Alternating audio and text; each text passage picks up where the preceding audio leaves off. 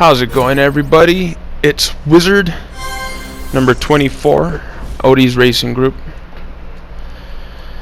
Here to and excited to show you my lap time here in the Audi R18 here at the Nurbürgring. Shout out to my boy Southern Slayer.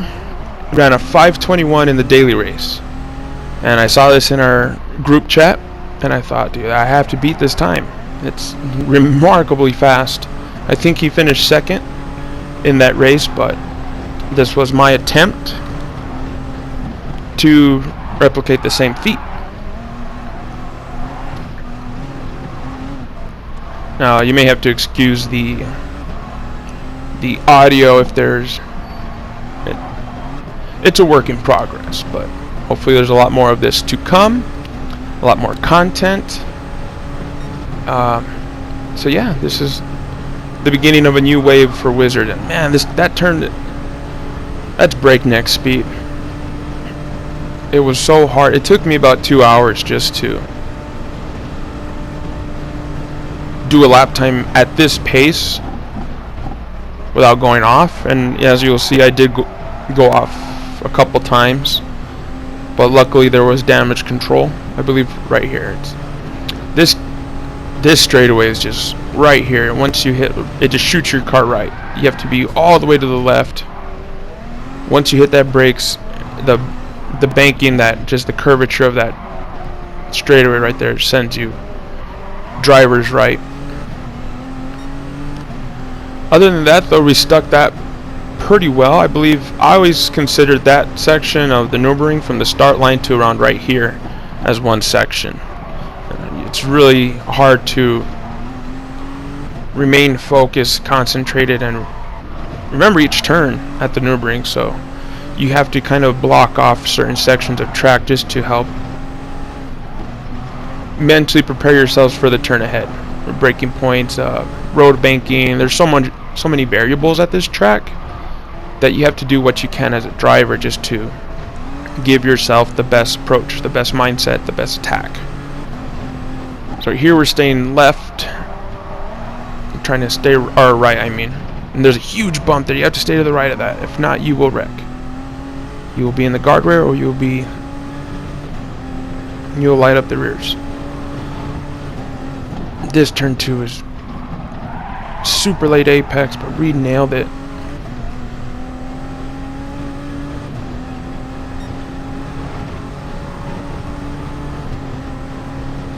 And here it's self-explanatory. You're just along for the ride. Now, if we had a draft here, I know we could probably gain a few more time, but this turn, I don't know how people do it so much better than me, but that one was as good as I can get.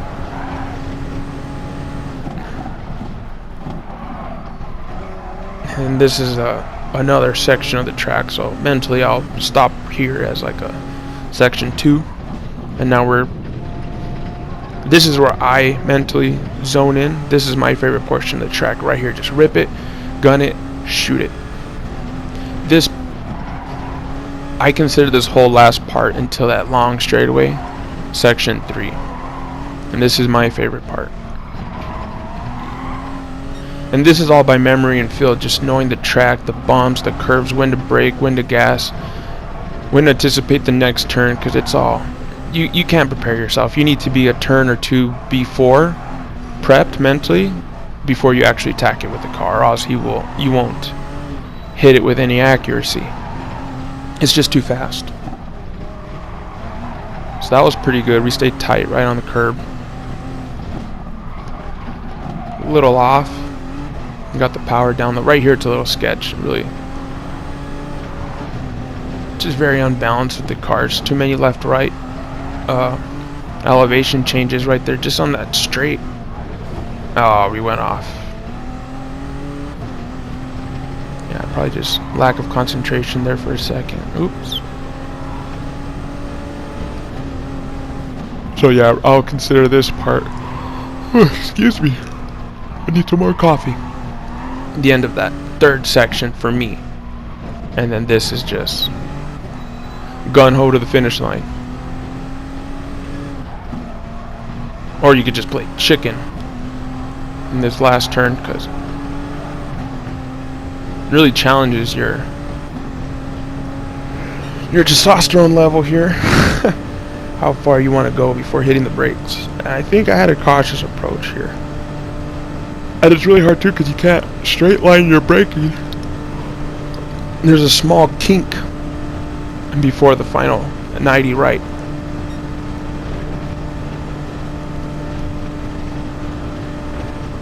Yeah, so you can't, I mean, you can do your best. That was pretty good, but what a challenging break. And then here is just survival, get there. Incredibly difficult last turn.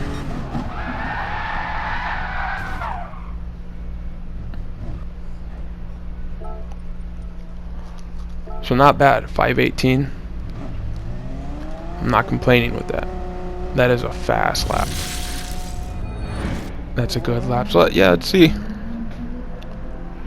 The third person or first, I don't know. Let's look at the car, shall we?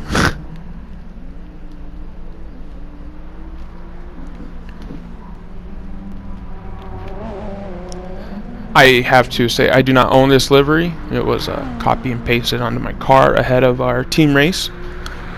So whoever owns this, thank you.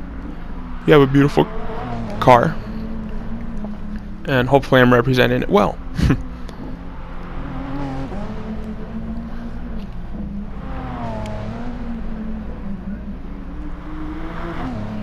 I love how you can see how the suspension in the car take to the track. Audi engineering and aerodynamics are in full effect.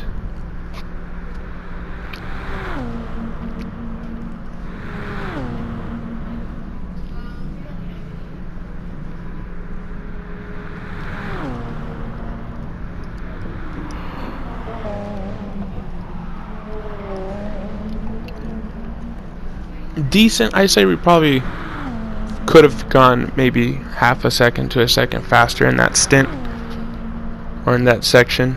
And right here, you know, we lost about 2-3 seconds with that hit,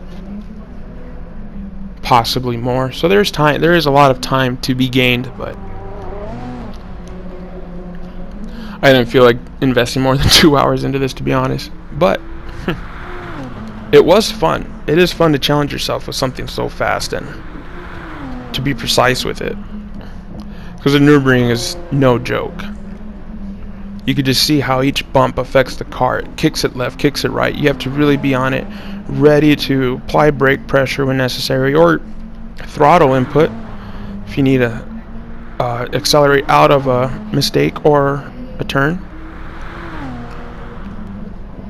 That is a hard thing to learn as a racer, sim or in real life, is to realize that you have overshot a turn, or you are not in the line, or just simply that you're not reaching the car's potential, and to understand to not hit the brake but actually to hit throttle and accelerate out of mistakes, accelerate out of shooting wide, you know, just to try to limit time loss is really important, because naturally you don't think, uh-oh, you know, I've made a mistake, I need to slow down. But you actually have more control sometimes by applying throttle.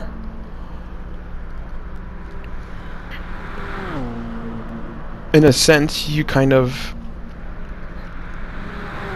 bring back the car's suspension into your control, because you've lost control, now you're trying to regain it.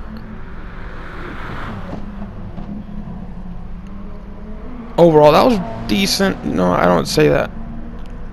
Second part of the track is, I don't do too well on personally, but I'm really excited. Excuse me. To see this portion. I've said it many times already, I love this part. I just zone out and you just drive. And to me, that's fun. You kind of escape reality for a sense, and you're in that car and track feel. And you have to be on it, because as you look at the car, it's just bouncing around, kicking about. There's little to no control. The car and the track are doing their best to throw you off, because you're challenging the physics of it. You're challenging the car's potential and limit.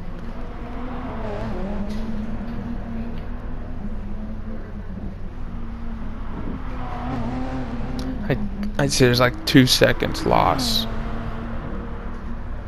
from that previous section to here. So in total, I'd say I'm like 5 seconds, 6 seconds off pace of record pace from what I see on the internet. Oh, excuse me, my golly, I apologize. But yeah, fastest times I've seen were 4:58, uploaded to YouTube by AMS Kung Pao, who I've raced against personally. He's an amazing driver.